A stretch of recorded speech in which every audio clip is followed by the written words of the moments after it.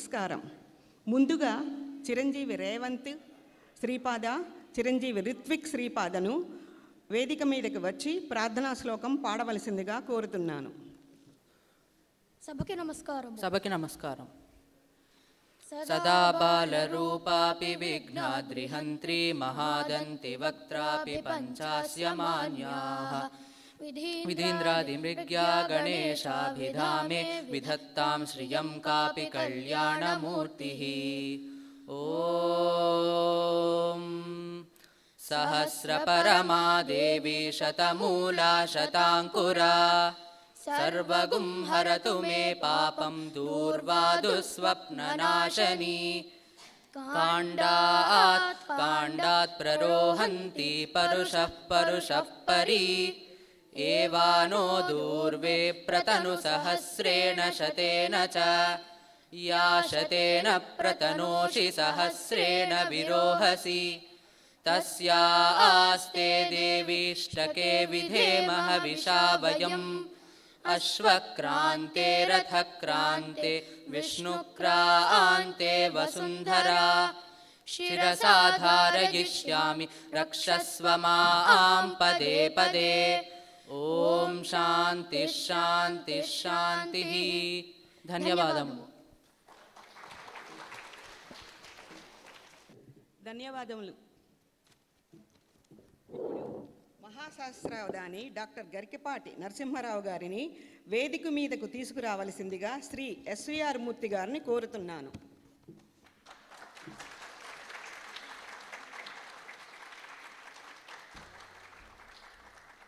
అలాగే వారి సతీమణి శ్రీమతి శారద గారిని వేదిక మీదకు తీసుకురావలసిందిగా శ్రీమతి సెల్మిర గారిని కోరుతున్నాను.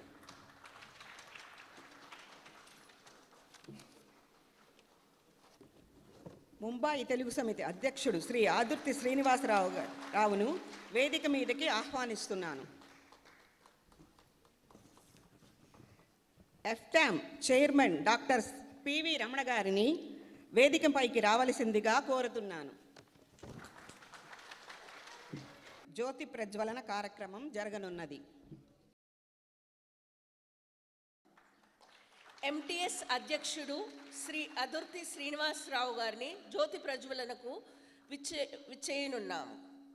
ఎఫ్టామ్ చైర్మన్ డాక్టర్ పివి రమణ గారిని జ్యోతి ప్రజ్వలనకు ఆహ్వానిస్తున్నాం. MTS vice president and head cultural programme Shrimati Aruna Kalluri గారిని జ్యోతి ప్రజ్వలన చేయవలసిందిగా కోరుతున్నాము.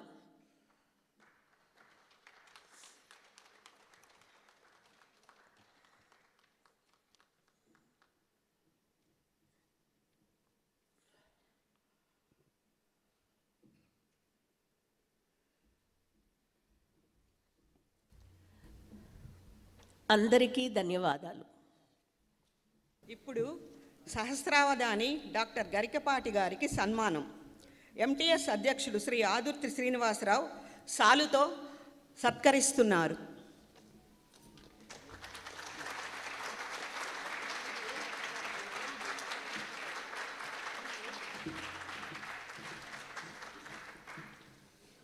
ఎంటీఎస్ కోశాధికారి శ్రీ వంకాయల శ్రీనివాస గారు వారికి మెమెంటో బహుకరిస్తారు.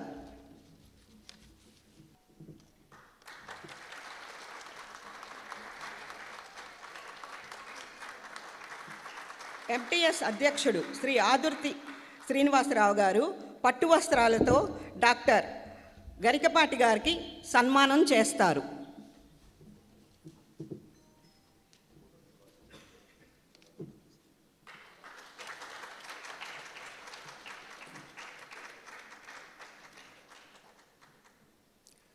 ఎంటీఎస్ కార్యదర్శి శ్రీమతి శర్మిల గారు శ్రీమతి శారద గారికి షాల్తోనూ పట్టుచీరతోనూ సత్కరిస్తారు.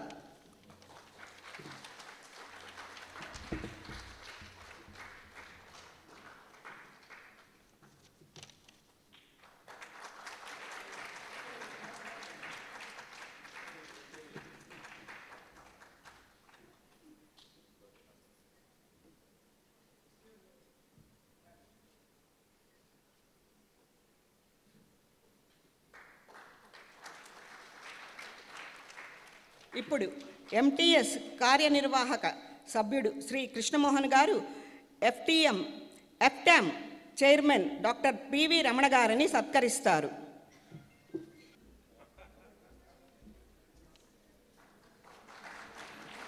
ధన్యవాదములు. డాక్టర్ పివి రమణ గారిని సభను ఉద్దేశించి 4 మాటలు మాట్లాడవలసిందిగా కోరుతున్నాను.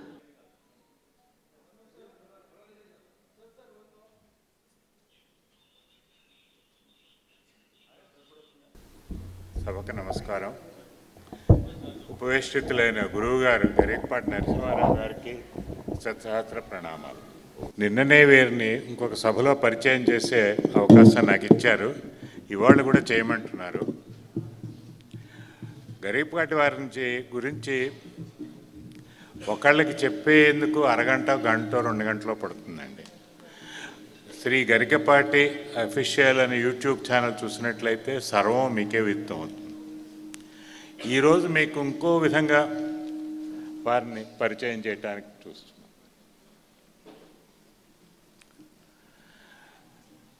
(1934) బొంబాయిలోనే డేవిడ్ ప్రోక్ష్ అనే మిషనరీ వచ్చారు, జర్మన్ మిషనరీ. ఆయనకి ఇక్కడ వచ్చి మొట్టమొదటి పరిచయాలు సంగీత పండితులతో జరిగినాయి. దాంతో ఆయన తను వచ్చిన పని మానేసి సంగీతం కోసం ఉర్దూ, భక్తి సాధన కోసం సంస్కృతం నేర్చుకున్నారు.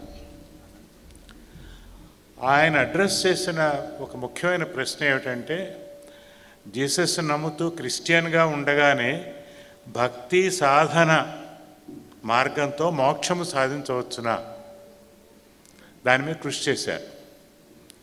జైపూర్ వెళ్ళి జైపూర్ ఘరానాలో పండిత్ అనే పేరు సంపాదించుకున్నారు. హిందీ పండిత్ అంటే సంగీతంలో పండిత్ అనే స్థాయి సంపాదించుకున్నారు.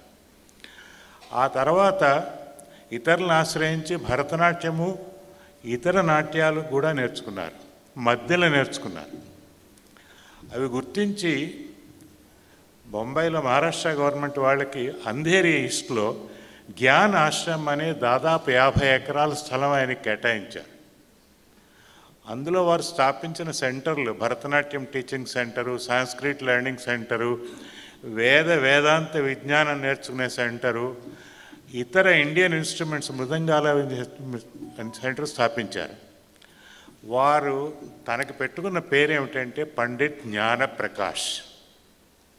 అంటే జ్ఞానప్రకాశం అనేది ఎటువంటి వారికైనా, మన సంస్కృతికి ఎంత విరుద్ధమైన సంస్కృతిలో పెరిగిన వారైనా ఈ నేల మీద కాలిడితే వారికి జ్ఞానం దొరుకుతుంది.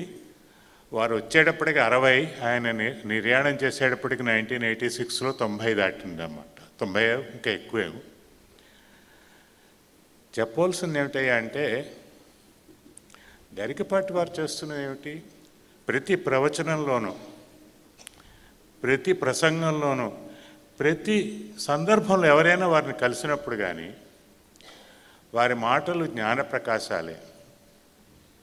మన జాతి, మన సంస్కృతి, సనాతన ధర్మం, హిందూ ధర్మం, ధర్మం అంటే ఏమిటి, ఏ ఏ పరిస్థితుల్లో ఏమేం చేయాలి, ఏం చేస్తే సమాజం బాగుపడుతుంది, కుటుంబం బాగుపడుతుంది, స్వాత్మ బాగుపడుతుంది అనే విషయాలే ఆయన ఎప్పుడు చెప్పే అంతరించి చూసినట్లయితే. ఆయన హిందీలో కానీ ఇంగ్లీష్లో కానీ ఏవే ప్రవచనాలు చెప్పి ఉంటే 50 భాషలు 300 డైలెక్ట్స్ ఉన్న సకల భారతీయ భాషల అన్నిట్లోనూ జ్ఞానప్రకాశం చేసే అవకాశం వారికి దక్కి అపర వివేకానందులుగా ప్రసిద్ధి చెందేవారు. ఇప్పటికీ మించిపోయింది లేదు.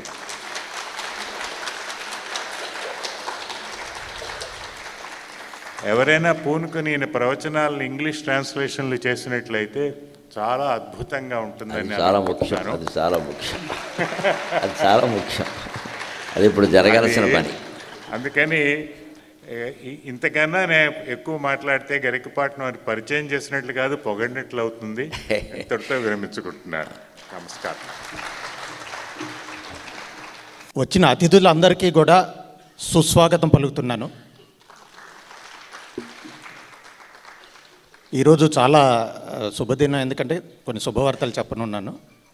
తెలుగు భాష మీ అందరికీ తెలుసు. దాంట్లో తెలుగు భాషకి 3 క్యారెక్టర్స్ ఉన్నాయి: పద్యం, అవధానం, హరికథ. ఇది నేను చెప్పే మాటలు కాదు, స్వర్గీయ శ్రీ పివి నరసింహారావు గారు చెప్పినటువంటి మాటలు. ఆయన 18 భాషల పైగా మాట్లాడతారు. అటువంటి అమృతతుల్యమైనటువంటి అజంతా భాష, అటువంటి తెలుగు భాషలో మనం పుట్టినందుకు అందరూ ఒకసారి చప్పట్లు కొట్టాలి. అది మన మాతృభాష అయినందుకు. కొన్ని వందల మైళ్ళ నుంచి గురువుగారు ఆ భాషలో మనతో ప్రసంగించాలని వచ్చినందుకు నేను వారికి సాష్టాంగ వందనం చేస్తున్నాను. ఇకపోతే ఇప్పుడు సీతాదేవి ఎప్పుడు రావణాసురుని సూటిగా చూడదు, ఒక గడ్డిపోచ గరికని అడ్డుపెట్టుకొని చూస్తుంది. ఎంచేతంటే రావణాసురుడు భస్మం అయిపోతాడు. భస్మం కాకుండా ఆపగలిగిన శక్తి ఉన్నది ఆ గరికకి. మా చిన్నప్పుడు ఆవకాయ జాడీల మీద గరిక జల్లేవాళ్ళు. ఎప్పుడైనా గ్రహణం వస్తుంది అంటే ఏదైనా అప్రశుద్ధం కాకుండా, అంటే అపవిత్రాన్ని కూడా పవిత్రం చేసేటువంటిది గరికే. ఇంకా ముందు ఎవరైనా సముద్రాలు దాటి విదేశాలు వెళ్తే రాగానే దర్భపులతో కాల్చి నోటి మీద వాత పెట్టి శుద్ధి చేసేవాళ్ళు. అంటే ఈ అపవిత్రాన్ని పవిత్రం చేసేటువంటి అత్యంత పవర్ఫుల్ ఉన్నటువంటిది శ్రీ గరికపాటి వారికి. అందుకని చెప్పేసి వారికి మరొకసారి నేను మనందరి తరఫున, ముంబై తెలుగు సమితి సభ్యుల తరఫున, అతిథుల తరఫున, ఎఫ్టామ్ సభ్యుల తరఫున కూడా మేము ధన్యవాదాలు, నమస్కారాలు తెలియజేస్తాం. ఈరోజు టాపిక్ కూడా చాలా మంచి టాపిక్, వ్యక్తిత్వము, వికాసము. గత 50 సంవత్సరాలు చూస్తే ఈ పర్సనాలిటీ డెవలప్మెంట్ మీద ఎంతోమంది ఎన్నో పుస్తకాలు, స్టీఫెన్ కోవే 7 హ్యాబిట్స్ దగ్గర నుంచి ఎండమూరి వీరేంద్రనాథ్ దాకా, అట్లాగే బివి పట్టాభిరామ్ గారు హిప్నాటిస్టులు కూడా దీని మీద రాశారు. క్రాష్ కోర్సులు, ఈ కోర్సులు, ఆ కోర్సులు ప్రిపేర్ అయిపోతున్నారు. ఇప్పుడు ఈరోజు గురువుగారు ఈ విషయం మీద ఏం చెప్తారనేటువంటిది చాలా ఆసక్తితో వచ్చారు. ఇక సమయం వృధా చేయకుండా, అంతేకాదు ఇప్పుడు ఆయన్ని గౌరవించడం అంటే కేవలం శాలువా కప్పేస్తే చాలదు. ఆయన చెప్పేది విని గ్రహించి దానిలో మన ఆమోగ్యయోధకమైనటువంటి విషయాల్ని తీసుకొని అనుసరిస్తే అప్పుడు ఆయన నిజంగా గౌరవించినట్లు అవుతాం. అవునా కదా? ఈ ప్రయత్నానికి మీరందరూ నాతో సహకరించాలి. అంటే మొట్టమొదటి మనందరం కూడా మొబైల్స్ ఆఫ్ చేయండి, లేదా సైలెంట్ మోడ్లో పెట్టండి. ఎంతో అత్యవసరమైతే తప్ప వాటిని వాడద్దు. ఎందుకంటే ఆయనకి మనం ఇచ్చే గౌరవం, ఇంతకంటే మనం ఏం ఇవ్వలేం కదా. ఇంకో శుభవార్త ఏంటంటే మనందరం కూడా సంకల్పించుకుంటే ఈరోజు భారతదేశం క్రికెట్లో కూడా సెకండ్ హాఫ్ అందరు చూడండి నెగ్గేస్తుంది. ఇంతటితో నేను సెలవు తీసుకుంటున్నాను. గురువుగారు మాట్లాడవలసిందిగా కోరుతున్నాను. హరి ఓం, హరి ఓం. 2025 సంవత్సరం మార్చి నెల 9వ తేదీ బొంబాయిలోని ఇంటర్నేషనల్ అంతర్జాతీయ పాఠశాల ఆవరణలో జరుగుతూ ఉన్న తెలుగు భాష వ్యక్తిత్వ వికాసం అనే ప్రసంగానికి మీకందరికీ హృదయపూర్వకంగా స్వాగతం పలుకుతున్నాను. మాతృదేవోభవ. పాలవి ఇచ్చెనో తెలుగు భారతిలో మురి పాలనిచ్చెనో మా అమ్మ. పాలవి ఇచ్చెనో తెలుగు భారతిలో మురి పాలనిచ్చెనో. కేలున నుగ్గుబట్టెనో మృగీ మదమందున నిగ్గుబట్టెనో. కేలున నుగ్గుబట్టెనో మృగీ మదమందున నిగ్గుబట్టెనో. లాలలు బోసెనో, లాలలు బోసెనో సుఖ విలాలిత భోగి ఫలాలు బోసెనో. లాలలు బోసెనో సుఖ విలాలిత భోగి ఫలాలు బోసెనో. చలనరాని చాలనరాని పద్య సుమ సౌరభముల్ వెదజల్లె గుండెలన్. చాలనరాని పద్య సుమ సౌరభముల్ వెదజల్లె గుండెలన్. భాష అనేది మనం పుట్టాక రాదు. అంతకుముందే 9 నెలలు మనం శిక్షణ తీసుకున్నాం తల్లి గర్భంలో. ఈ శిక్షణ మనకి ఆవిడికి కూడా తెలియకుండా జరిగిపోయింది. శిక్షణ ఎప్పుడూ అలాగే ఉండాలి. ఇస్తున్న వ్యక్తికి ఇస్తున్నామని, తీసుకుంటున్న వ్యక్తికి తీసుకుంటున్నామనే స్పృహ ఉండకూడదు. అందుకే ఒత్తిడి. వాళ్ళు కోచింగ్ సెంటర్లో ఆత్మహత్యలు ఎందుకు జరుగుతున్నాయంటే, మేము ఇస్తున్నాం మాకు ర్యాంకులు వస్తాయి అని వీళ్ళు, మేము తీసుకుంటున్నాం మాకు ర్యాంకులు వస్తాయని వీళ్ళు అనుకుంటున్నారు. చివరికి ర్యాంకులు లేవు, ట్యాంకుల్లో పడి చచ్చిపోతున్నారు. ఏ పనైనా అంతే. భగవద్గీత చెప్పింది, నేను చేస్తున్నాను అనే భావన లేకుండా చేయమంటాడు. I'm not doing, it's going on, అంతే. అది జరుగుతోంది, నేనేం చేయడం లేదు.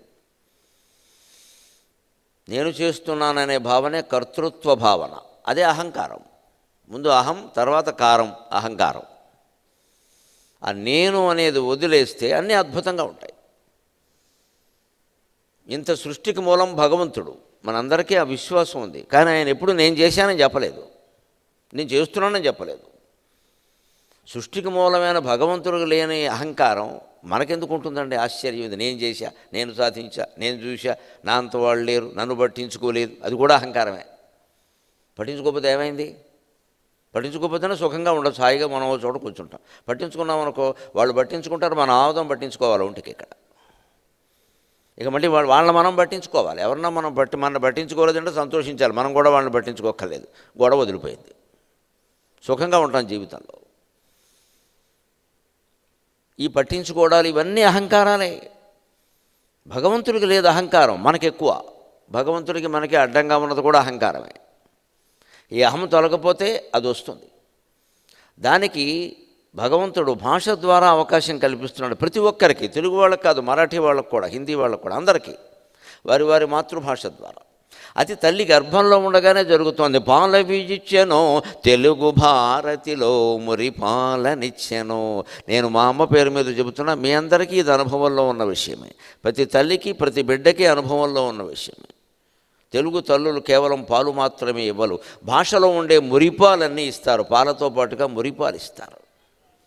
మన భాషలో మురిపాలు ఉన్నాయి, ముద్దులు మురిపాలు అంటారు. ముద్దులు మురిపాలు ఉన్నాయి. ముద్దు మీద కూడా సామెతుంది. ఆ మాట వస్తే ఉద్యోగం బాగా చేసుకుంటాడు. ముద్దు వచ్చినప్పుడే సంకెక్కమన్నారు. చంటి పిల్లాడిని ఎవరన్నా ముద్దు ఎట్టుకున్నప్పుడే సంకెక్కాలి. మళ్ళీ తర్వాత వాడికి 7 ఏళ్ళు వచ్చాక ఎక్కించుకోమంటే ఎక్కలేరు. అప్పటికి 70 కేజీలు అయ్యాడు, ఎవడు ఎక్కించుకుంటాడు? ఉద్యోగం సరిగ్గా చేసుకోవచ్చు తెలిస్తే. యజమాని మనని పిలిచి కాస్త స్నేహంగా మాట్లాడినప్పుడే మన అవసరం ఏదో చెప్పేయాలి. సార్ నువ్వు బాగా పనిచేస్తున్నావా, అద్భుతం అన్నప్పుడు, చాలా సంతోషం సార్, ఒక 4 రోజులు సెలవు కావాలి సార్ అని చెప్పాలి. అప్పుడు ఇస్తాడు. అంత సంతోషంగా ఉన్నవాడు కాదని అనలేడు కదా. అందుకని వాడు కోపంగా ఉన్నప్పుడు నువ్వు సరిగ్గా పని చేయట్లేదంటే ఏం చేస్తావు సార్, సెలవు ఇవ్వండి అంటే నీకు మళ్ళీ సెలవు దండగా అంటాడు. ఇదే ముద్దు వచ్చినప్పుడు చంకెక్కడం. అంచేత ముద్దు మురిపాలలో కూడా మనకి సామెతలు ఉన్నాయి, జాతీయాలు ఉన్నాయి. ఇవాళ వేలేనని చెప్పుకుంటాం. అది మనకి జీవితాన్ని నిలబడతాయి. అంచేత పాలతో పాటుగా మన తల్లులు మనకి మురిపాలు కూడా అందించారు. కేలున ఉగ్గుబట్టెనో మృగి మదమందున నిగ్గుబట్టెనో. ఉగ్గు పడతారు. ఉగ్గు గిన్నె అని ప్రత్యేకంగా ఉంటుంది, దానికే వాడతారు. మళ్ళీ దాంట్లో ఉప్పు పంచదార వేయరు. ఉగ్గు గిన్నె అంటే ఉగ్గు గిన్నె, అది ప్రత్యేకం. అది మరకత్తి పీట అని ఒకటి ఉంటుంది. వేసవకాలం మామిడికాయ పెట్టడానికి, ఊరకాయ పెట్టడానికి వాడతారు. అది దానికే వాడతారు, ఇంక దేనికి వాడరు. మళ్ళీ పచ్చిమిరపకాయలు తిరగడానికి, ఉల్లిపాయలు తిరగడానికి మరకత్తి పీట వాడరు. అది ఏడాదికి ఒకసారి తీస్తారు. అయినా అటకం మీద ఉండాల్సిందే. పెళ్లిపీట ఉంటుంది, ఇంట్లో పెళ్ళి అయినప్పుడే తీస్తారు. అయినా అటకం మీద అలా పసుపు రాసి పసుపు కొమ్ములు గట్టి పెడతారు. తెలుగు భాషలో అక్షరాలు ఉంటాయి. బండిరా ఉంటుంది, అరసొన్న ఉంటుంది, అలా ఉంటుంది. అవన్నీ తీసేయకూడదు, అవన్నీ అలా ఉండనియ్యాలి. అవి పెళ్లిపీటలు, అవి పెళ్లిపీటలు లాంటి అక్షరాలు. అవి ఉండాలి, అలాగా తీసేయకూడదు. ఇవాళ దౌర్భాగ్యం తీసేశారు, మీకు తెలియదు, మేము పడుతున్నాం అక్కడ. 56 అక్షరాల్లో 51, 52 ఉన్నాయి. 10 పీకేశారు. ఒత్తులు పలకలేట పిల్లలు, అందుకని ఖచ్చర తప్ప కూడా పీకేయమన్నారు. గని పీకేయండి. నువ్వు పలకలేకపోతే పీకేస్తావా? ఇదివరకు అందరూ నేర్చుకోలేదా? అక్షరాలు అలా తీసేయకూడదండి. మనం వాడినా వాడకపోయినా ప్రాచీన కవులు వాడారు. ఇవాళ ఎన్నో నేను చెప్పబోయే పద్యాల్లో బండిరాలు ఉన్నాయి, అరసొన్నాలు ఉన్నాయి. అవన్నీ పైకి కనపడవు, వినపడవు, ఉంటాయి, ఉండాలి. అరసొన్న ఉంటే ఒక అర్థం, లేకపోతే ఒక అర్థం. బండిరా ఉంటే ఒక అర్థం, మామూలురా ఉంటే ఒక అర్థం. ఇన్ని ఉన్నాయి, ఎలా తీసేస్తావు? నీరు అని మామూలుగా రకారు ఉకారములు రాస్తే వాటర్ అని అర్థం. నీరు అని బండిరా రాస్తే కుంపటి మీద పేరుకున్న బూడిద అని అర్థం. ఎలా మార్చేస్తావు నువ్వు? కుంపటి మీద పేరుకున్న బూడిద. కుంపటిలో బొగ్గులు పెట్టి మండించాక అది ఆరిపోయాక బూడిద పేరుకుంటుంది. నిజంగా బూడిదే కదా అని నువ్వు వేలెడితే లోపల నిప్పు ఉంటుంది, ఇంకా చేయగలుగుతుంది. అదే నివురు గప్పిన నిప్పు అంటారు. ఒక్కొక్కరిలో మహాప్రతిభ ఉంటుంది, బయటపడదు. వాళ్ళకే ఏదో ఇష్టం ఉండదు. మంచి పాట పాడగలిగిన వాళ్ళు ఉంటారు, పాడరు, వాళ్ళకి ఇష్టం లేదు. అదే నివురు గప్పిన నిప్పు. ఆవిడ పైకి పాడరు కానండి, చాలా మంచి పాట. ఎందుకంటే ఎవరో ఆత్మీయులైన స్నేహితురాలు ఎవరో వచ్చినప్పుడు పాడతారు. ఆ స్నేహితురాలు ఊరంతా టమకేసిస్తుంది. ఇప్పుడు గొప్పగా పాడుతుందండి, పాడమంటే పాడదండి, నాకు 10 మందిలో పాడడం ఇబ్బంది అండి. ఆవిడకేదో ఆవిడ భావాలు ఆవిడకున్నాయి, తప్పేం లేదు అందులో. అందరూ వేదికల మీద పాడాల్సిన పనేం లేదు. ఇక్కడ ఇంట్లో పూజా మందిరంలో ఎవరు పాటలు పాడుతున్నామండి, ఇలా ఒకటి తిప్పేసి వెళ్ళిపోతున్నాం, అక్కడి నుంచి పారిపోతున్నాం. అక్కడ ఓ పాట పాడేవా లేదు. వినేవాళ్ళు ఎవరు ఉన్నారు, వింటున్న వాళ్ళు ఎవరు, బొమ్మలా? అవంతా అమ్మవారమ్మ, బొమ్మలని ఎలా అంటారు? అపశకునపు మాట. బొమ్మలైతే అక్కడ ఎందుకండి, అవతల బారేయచ్చు కదా. బొమ్మలైతే బొమ్మల కొలువులో ఉండాలి, షోరూంలో ఉండాలి, పూజా రూములో మందిరంలో ఎందుకుంటాయి? అదంతా అమ్మవారి యొక్క స్వరూపం. అమ్మవారే వచ్చి అక్కడ ఉంది అనుకుని మనం భావించాలి. పాట ఆవిడ కోసం పాడాలి. వేదిక మీద ఎవరి కోసమో పాడటం ఏంటి? నువ్వు అమ్మవారి కోసం పాడితే నీకు ఏ వేదికలు ఇవ్వాలో, ఏ సన్మానాలు చేయించాలో, ఏ గౌరవాలు జరగాలో అన్నీ ఆవిడ చూసుకుంటుంది, మనం చెప్పక్కర్లేదు. ఇక్కడ ఏ గౌరవం మీద, ఏ తల్లి కరుణ మీద నేను ఎంత దూరం వచ్చాను ఇక్కడికి, ఆ తల్లి తీసుకొచ్చిందమ్మా, అమ్మవారు తీసుకొచ్చింది. మనం ఎంత, మన ప్రతిభ ఎంత? నాలాగా చెప్పేవాళ్ళు ఎంతమంది లేరు, నేనే ఎందుకు వచ్చా? పైగా ఒక కార్యక్రమం కోసం 4 పెట్టారు ఏకంగా. ఎందుకు పెట్టారు? అభిమానం ఉండబట్టే కదా, అవసరం ఉండబట్టే కదా. మళ్ళీ రారు, పెట్టేద్దాం. ఇదంతా ఎవరు చేస్తున్నారు? కార్యకర్తలు నేను కాదండి. పైన ఒక ఆవిడ ఉంది, శ్రీమాత శ్రీ మహారాజ్ఞి శ్రీమత్ సింహాసనేశ్వరి. తన భక్తుల గురించి ఆవిడ చూసుకుంటుంది.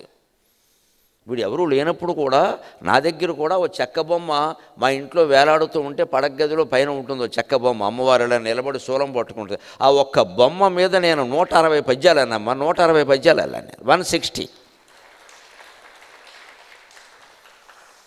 ఆ పద్యాల్లో సగం కూడా జనంలోకి వెళ్ళలేదు, అక్కర్లేదు. ఆవిడకి తెలుసు, నాకు తెలుసు. ఎప్పుడో దానికి సంబంధించిన సందర్భం వస్తుంది, ఓ పద్యం వస్తుంది అంతే. ఆవిడకి తెలుసు. ఇది భక్తి, ఇది కలిగి ఉండాలి మనం.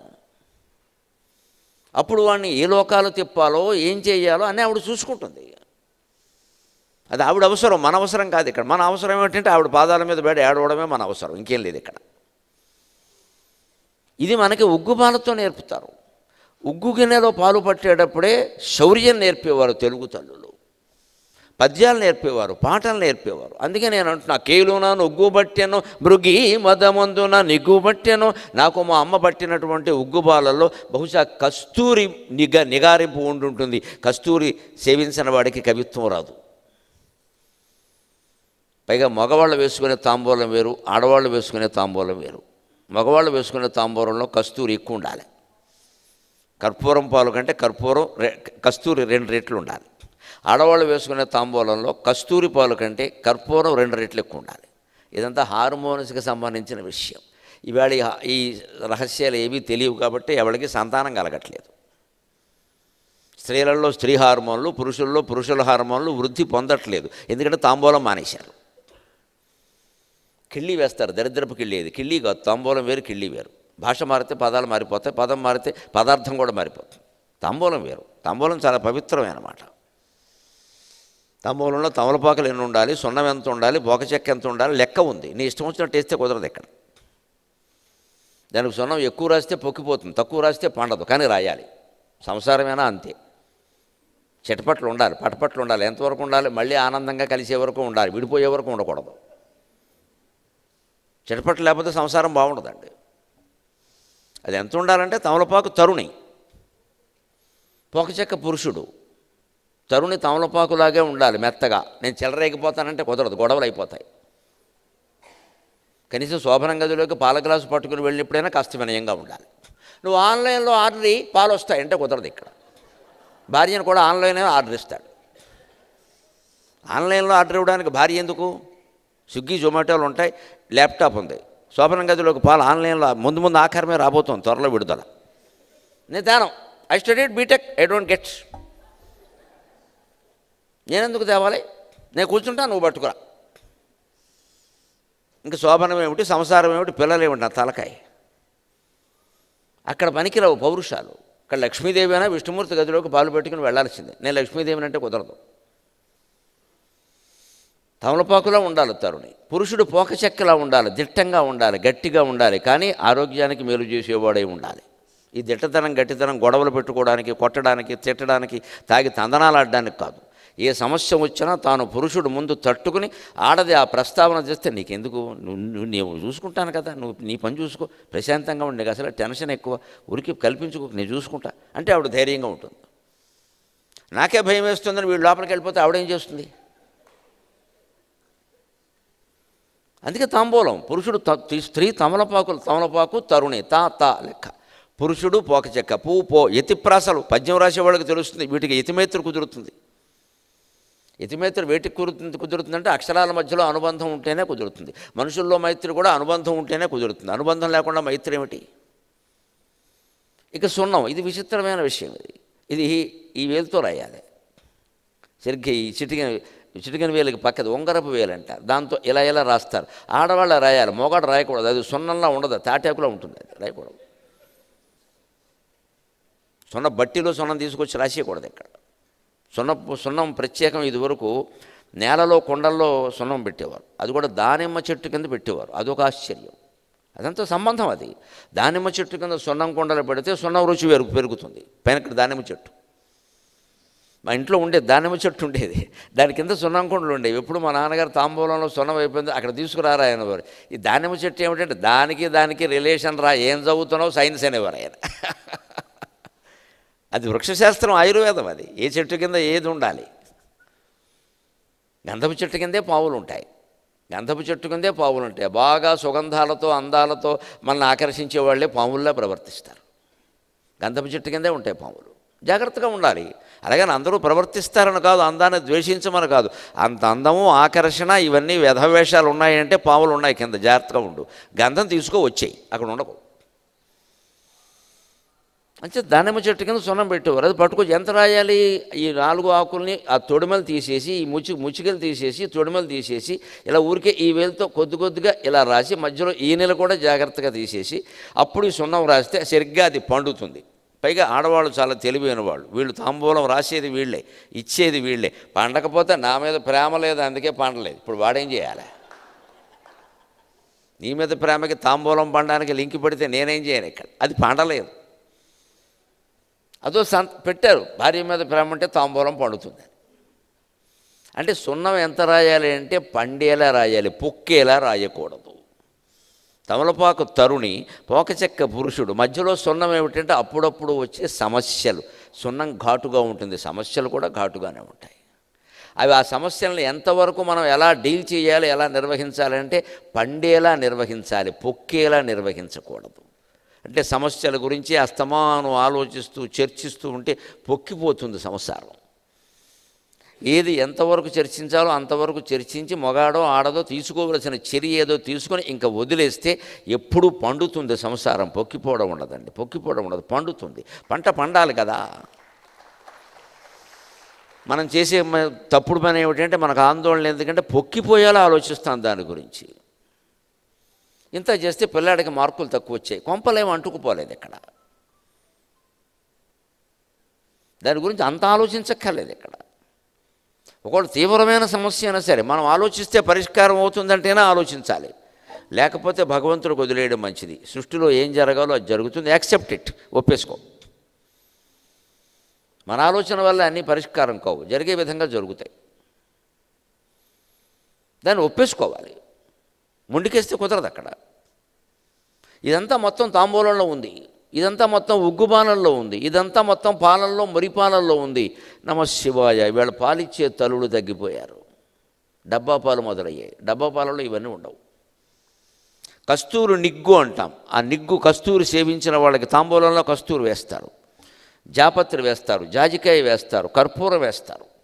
స్త్రీలలో వాళ్ళ హార్మోన్లు నిండి వాళ్ళకి సంతానం కలగడానికి, గర్భస్థాపనకి, దేనికి ఆటంకం లేకుండా పచ్చకర్పూరం ఒక్క పాలు ఎక్కువ వేసేవారు.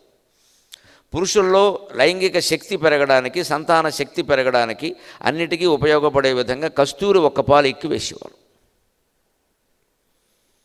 ఈ తాంబూలం సేవించేవారు. ఈ ఆచారాలన్నీ పోయాయి, పాలు ఇవ్వడమే పోయింది, ఇంక ఇవన్నీ ఎక్కడుంటాయి? మళ్ళీ మనం మొదలు పెట్టాలి, తప్పదు.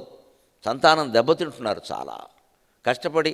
కోట్లు ఖర్చు పెట్టి పెళ్ళిళ్ళు చేస్తున్నాం, వాళ్ళ రకరకాల వ్యవహారాల్లో ఉన్నారు, మళ్ళీ మన దగ్గరికి వస్తున్నారు అమ్మా నాన్న అని. ఏం చేయాలో తెలియట్లా. బాగున్నా కూడా సంతానం కలగట్లా, ఎవరి లోపమో తెలియదు, ఎవరినన్నా ఇబ్బందే. అలాగని వదిలేద్దామంటే వాళ్ళకి బాధే, మనకి బాధే. దాంపత్యం ఎప్పుడూ 5-6 ఏళ్ళు బాగుంటుందమ్మా, తర్వాత సంతానం కలగకపోతే చాలా ఇబ్బందులు ఉంటాయి. ఇద్దరూ పూర్తిగా ఆధ్యాత్మిక మార్గంలో రామకృష్ణ పరమహంస శారదాదేవిలాగా ఉంటే పర్వాలేదు. అలా ఎంతమంది ఉండగలరు? వాళ్ళు అలా ఉన్నారు. వాళ్ళు పెళ్లి కాకముందు నుంచి అలాగే ఉన్నారు, కావాలనే చేసుకున్నారు, అలాగే ఉన్నారు. ఆవిడ 33 ఏళ్లకు వైధవ్యం వస్తుంది. ఆవిడకి ఎప్పుడూ అనుకోలేదు ఆ విషయం, దాని గురించి ఆలోచించలేదు. పరమహంస కర్తవ్యం ఏది ఉందో అది నిర్వహించింది శారదామాత. ఆవిడ పెళ్లి చేసుకునేటప్పుడే ఆ ఉద్దేశంతో చూస్తుంది. ఆయనే చెప్పేశాడు, నేను భౌతికంగా ముట్టుకోను, నీకు ఇష్టమైతే చేసుకో, లేత లేదు, నేను అందుకోసమే వచ్చాను, నేను ఉంటానని చెప్పింది ఆవిడ. అదొక దాంపత్యం, అపూర్వమైన బ్రహ్మచర్యాన్ని పాటించిన దాంపత్యం అది. మరి అంత ప్రేమించుకున్న దంపతులు మళ్ళీ కనపట్ట, వాళ్ళకి ప్రేమ అలాగే ఉండేది. ఆయనకి ఎక్కడ కాస్త ఉడికిన అన్నం బాగా మెత్తగా ఉండాలి ఆయనకి, లేకపోతే పొట్ట పట్టదు, పాపం చిన్న పొట్ట అయింది. అంత బాగా ఉడికించి ఆవిడే పట్టుకెళ్ళి పెట్టేది, ఎవరిని పెట్టనిచ్చేది కాదు. మీరు వదిలేండి, నేను చూసుకుంటానండి. కాబట్టి ఆ పెద్ద మనిషి ఆ 50 ఏళ్ళైనా బతికాడు. ఆయన బతికింది 50 ఏళ్ళు. ఆ 50 ఏళ్ళైనా బతికాడు, లేకపోతే బతకడు. ఆయన శరీరంలో చాలా ఇబ్బందులు ఉన్నాయి. ఈ దాంపత్యం ఉంది, వాళ్ళు అంత బ్రహ్మచర్యంగా పిల్లలు లేని వాళ్ళు ఉండగలిగితే మంచిదండి, గొప్ప విషయం అది. దాని గురించి ఆలోచించక్కల. మన దేవతలు ఎవరికి పిల్లలు లేరు, మీరు ఆలోచించండి, ఎవరికి పిల్లలు లేరు. అంతా భావనాత్మక సంతానం, ఐడియల్ ఫ్యామిలీ, ఐడియలిస్టిక్ ఫ్యామిలీ అని భావన వల్ల కలిగినటువంటి సంతానమే. మన్మధుడు విష్ణుమూర్తికి ఏమీ కడుపున పుట్టల, బ్రహ్మదేవుడు లక్ష్మీదేవికి ఏ ఆసుపత్రిలోనూ పుట్టలేదు, బొంబాయి జస్సులోకి ఆసుపత్రిలో పుట్టలేదు, ఎక్కడ పుట్టల. అది భావనాత్మకం. బ్రహ్మదేవుడు పుట్టాలి అని ఆయన సంకల్పించాడు, నాభికమల నుంచి పుట్టాడు. అది సృష్టి ఏర్పడిన విధానానికి చేసిన వర్ణన. మనం అదంతా అలాగే ఆసుపత్రిలో జరిగిందని రికార్డు అడగకూడదు. పురాణాలు అంటే తాత్విక కథలు, సింబాలిక్, దాని వెనకాల ఉండే తత్వం అర్థం చేసుకోవాలి. కుమారస్వామి కానీ వినాయకుడు కానీ పార్వతీదేవి గర్భాన పుట్టిన వాళ్ళు కాదు, అందరికీ తెలుసు. మరి వాళ్ళకే లేదు సంతానం, మనకెందుకు ఈ గొడవ? కానీ అలా ఉండగలగాలి కదా. సంతానం లేదంటే సరిపోలేదు. నువ్వు ఈ దేహమే లేదన్న భావనతో ఉండగలిగితే సంతానం లేకుండా ఉండగలవు. పూర్తి సమాజ సేవ, మనం ఏదో అనుభవించేది అనుభవిస్తాం, తీర్థయాత్రలు చేస్తాం, సమాజానికి ఏం చేయాలో అది చేస్తాం, అందరూ మన పిల్లలే అనుకోగలిగితే గొప్ప విషయం. సంతానం లేకపోవడం అదృష్టం. దురదృష్టం ఎలా అవుతుంది? మనకు కావాలని కాంక్ష ఉంది, కలగట్లేదు. కలగడానికి ఏం చేయాలంటే అది చెయ్యరు. నువ్వు తాంబూలం వేసుకుంటే ఎవరికీ నచ్చదు. ఇక్కడ ఆడ వేసుకోరు, మగ వేసుకోరు. సిగరెట్లు కాలుస్తారు, డ్రగ్స్ సేవిస్తారు, మద్యం సేవిస్తారు. ఉన్న శక్తి కూడా పోతుంది మద్యం సేవిస్తే. ఇంక సంతానం ఎలాగా? ఇన్ని ఆచారాలు కోల్పోయాం. అందుకోసం ఈ ప్రార్థన తెలుగు పద్యంగా. మా అమ్మ నాకు పాలు ఇవ్వలేదు, మురిపాలు ఇచ్చింది. కస్తూరి మృగం నిగ్గుని తీసుకొచ్చి ఆ ఉగ్గు బాలల్లో కలిపి పెట్టింది, లేకపోతే కవిత్వం రాదు. ఇవాళకి మీతో మాట్లాడే సమయానికి నేను 11,227 పద్యాలు వెళ్ళాను. నేను 11,227 ప్రతిదీ రికార్డెడ్. ఏ రోజు వెళ్ళామో, ఎందుకు వెళ్ళామో అన్ని డైరీల్లో రాస్తున్నాయి. 24 డైరీలు ఉన్నాయి మొత్తం. ఈ సభల్లో ఏమైనా కొత్తగా చెప్పిన ఉంటే వెళ్ళాక మళ్ళీ చేరుస్తా, అందులో డేట్ వేసి ఉన్నాయి. ప్రతిదీ ఉన్నాయి. ఎందుకు అంత కవిత్వం వచ్చింది? మా అన్నదమ్ములు 5గురు ఉన్నారు. మరి చిన్నప్పుడు పోయిన వాళ్ళు 2 పోగా మిగిలిన వాళ్ళు 5గురు ఉన్నారు. ఎవరికి రాలేదే, నాకు వచ్చింది. మా పూర్వజన్మ సుకృతం, అదృష్టం. శివుడు జప చేస్తే కవిత్వం వస్తుందంటారు. పూర్వజన్మలో శివారాధన బాగా చేసుంటాను నేను, అది నాకు వచ్చింది.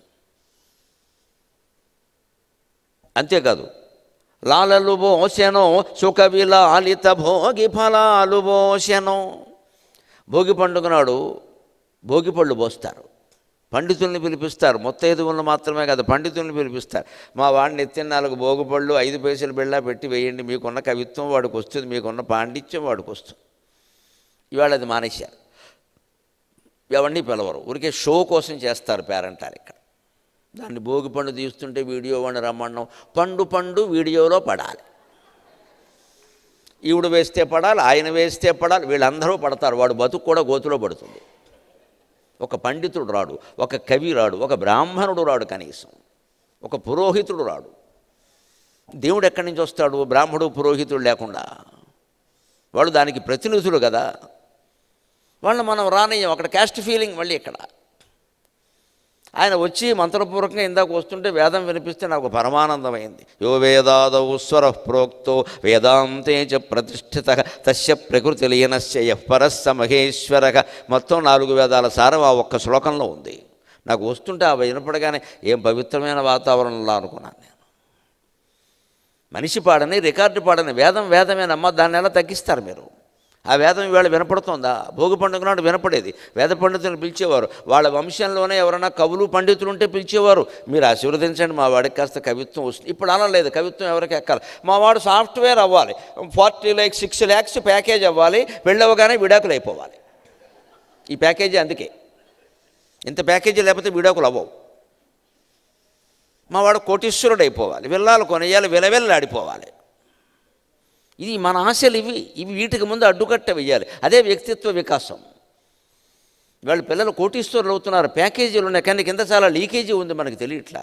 వాడు చచ్చిపోతున్నాడు గుండెల్లో, గుండెపోటు ఒకటే రాలేదు, అన్నీ వచ్చేసాయి యువతరానికి. 30 ఏళ్లకే షుగరు, బీపీ, బట్టతలలు. ఏం కర్మండి మొగాళ్ళకి బట్టతల? ఎప్పుడు రావాలమ్మా బట్టతల? 45 ఏళ్ళు దాటాక, 50 ఏళ్ళు దాటాక, 25 ఏళ్ళకు వస్తున్నాయి. గుండెపోట్లు వస్తున్నాయి. బట్టతల వదిలే ఏదో సర్దుకుంటాం, గుండెపోటు వస్తుంది. షుగరు బీపీ ఏమిటండి 25 ఏళ్ల వాడికి, అమ్మాయిలకి అబ్బాయిలకి? ఏంటిది?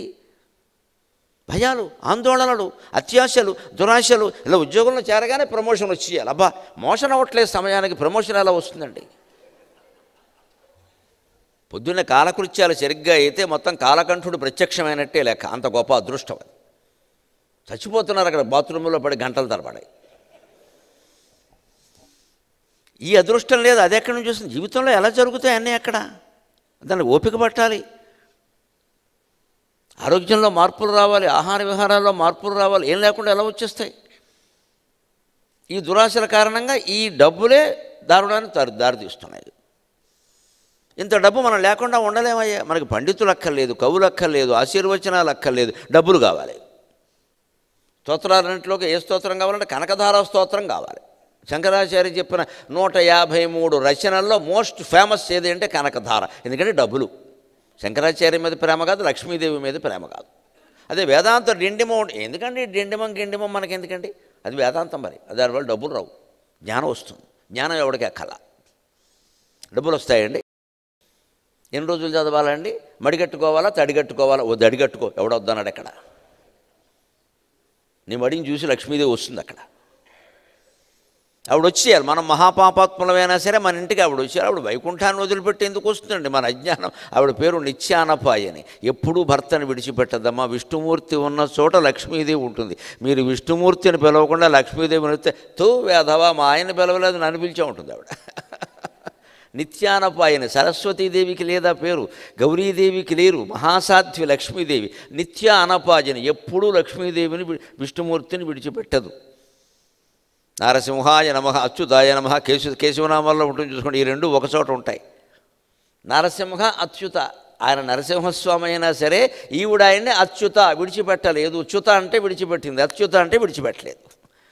సగం సింహం సగం మనిషిగా ఉన్నవాళ్ళతో మనం ఎవడైనా కాపురం చేస్తామా? వెంటనే అవతల దోషం భయపడి పోలీసుకే చెడతాం. వీడు నిన్నటి వరకు బాగానే ఉన్నాడు, ఇవాళ ఏదో అయ్యాడని. ఆవిడ సగం సింహం సగం మనిషి అయినా సరే వచ్చి ఇక్కడ కూర్చుంది ఆవిడ, మా ఆయనే అని. అందుకే నారసింహాయ నమః, అచ్యుతాయ నమః.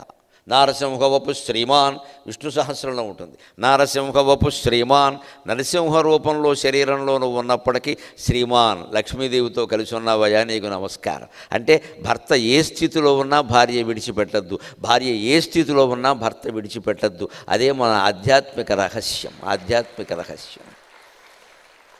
ఈ స్థితులు షరతులు భార్యాభర్తల మధ్య వర్తించవండి. నువ్వు ఎలా ఉన్నా సరే నేను నిన్ను ప్రేమిస్తా, అంతే.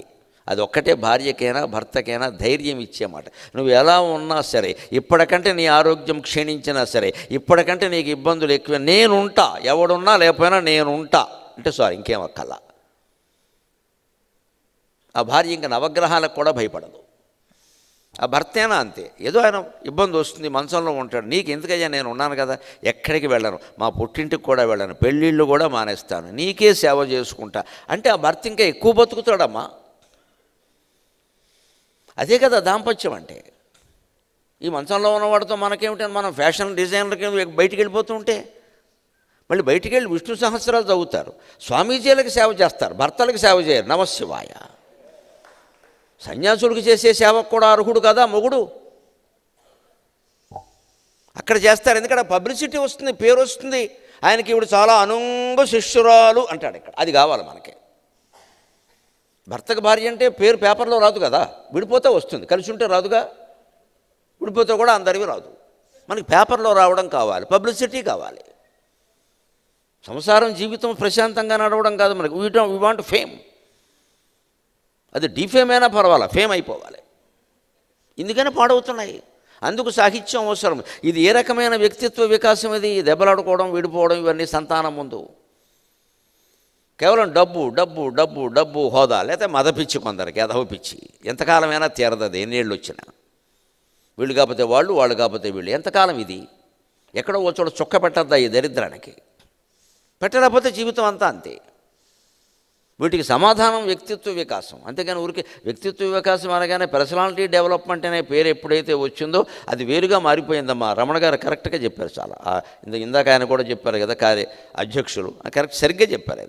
అది పర్సనాలిటీ డెవలప్మెంట్ అనగానే దాని దృష్టి మారిపోయింది. నేను చెప్పేది పర్సనాలిటీ డెవలప్మెంట్ కాదు, వ్యక్తిత్వ వికాసం. వ్యాపిని వివిధ అకార విద్య విద్యాస్వరూపిణి మహాకామేశనయన కుముద ఆహ్లాద కౌముది. అమ్మవారి ప్రపంచంగా వ్యక్తం అవ్వడం కారణంగా ఏ వ్యక్తిత్వం వికసించిందో ఆ వ్యక్తిత్వం మీ అందరిలో 2 గంటల్లో వికసింపజేసే పూచి నాది ఖచ్చితంగా. అసలు మనం ఎందుకు వ్యక్తమయ్యాము? ఈ శరీరంగా వ్యక్తమయ్యామంటే ఎందుకంటే ఉద్యోగాలు చేయడానిక, సంపాదించడానిక? దానికోసం కాదండి. ఇది వ్యక్త అవ్యక్త స్వరూపిణి. వ్యక్తము ఆవిడే, అవ్యక్తము ఆవిడే. అవ్యక్తంగా ఉండడంలో కూడా ఆనందం ఉండబట్టే కదా అమ్మవారు అవ్యక్తంగా ఉంది. తర్వాత లలితాదేవిగా వ్యక్తమైంది. మనం కూడా వ్యక్తమైన అవ్యక్తమైన ఆనందంగానే ఉండాలి. 10 మందిలో ఉన్నప్పటికీ, ఒక్కరమే లోపల ఉన్నప్పటికీ ఆనందంగానే ఉండాలి. నేను ఒక్కళ్ళని కూర్చోలేను, నాకేమీ తోచదు, నలుగురు లేకపోతే అదో వ్యాధి. డాక్టర్కి చూపించుకో, మందులు రాస్తారు. ఎందుకు తోచట్లా? ఎవరినో కెలకాలి, వాడి చేత కెలికించుకోవాలి, నానా గొడవ పడాలి. ఇక్కడ ప్రశాంతంగా ఉండలేమా? నేనెవరు నేనెవరు నేనెవరు అని లోపలికి ఆలోచించండి. తోచకపోవడం ఉండదమ్మా, వ్యావరింగ్ వచ్చేస్తుంది.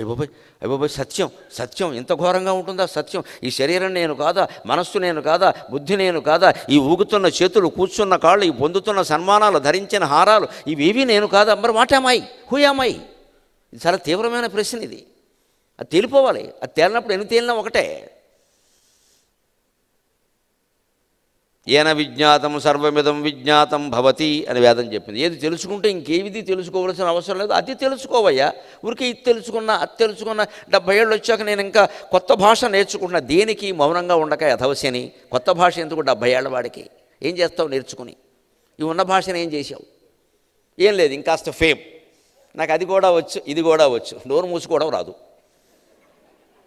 నోరు మూసుకోవడం రాదు, మౌనంగా ఉండడం రాదు. అది కూడా వచ్చు, ఇది కూడా వచ్చు. ఏమి రాకపోతే ఏమిటి? రమణ మహర్షికి ఏమీ రాదు, మౌనంగా ఉండడం తప్ప. వీళ్ళందరూ ఆయన లేకపోయినా ఆయన కొండ చుట్టూ తిరుగుతున్నారా లేదా? వీళ్ళు అక్కడ ఆయన లేకపోయినా. మరి ఉన్నప్పుడు మనకు ఆదర్శం ఎవరండి? 100 లాంగ్వేజ్లు నేర్చిన వాళ్ళు, 100 ML చేసిన వాళ్ళు, 100 PhD. మనకెందుకు ఈ గ్యాంగో? నేను 80 ఏళ్ళలో కొత్త విద్య నేర్చుకుంటా మానేసి. ఏం నేర్చుకోకపోవడమే 80 ఏళ్ల వయస్సు. న కుర్యాత్ న విజానీయాత్ సర్వం బ్రహ్మేత్యనుస్మరణ యథాసుఖం తథా తిష్ఠేత్ ఇది వేదాంత డిండిమగ. శంకరాచార్య చెప్పినమాట. ఇంకేం చేయొద్దు, ఏం తెలుసుకోవద్దు, మొత్తం అంతా ఒకే స్వరూపం, ఆ ఒక్కటే నేను అన్న భావనతో నువ్వు ఎక్కడున్నావో అక్కడే ఉండు, పరమానందంగా ఉంటావని చెప్పారు. అది 80 ఏళ్ల వాళ్ళు చేయాల్సిన పని. ఇంకా కుట్లు, అల్లికలు నేర్చుకోవడం, అప్పడాలు, ఒడియాలు పెట్టడం దేనికిది? దేనికిది?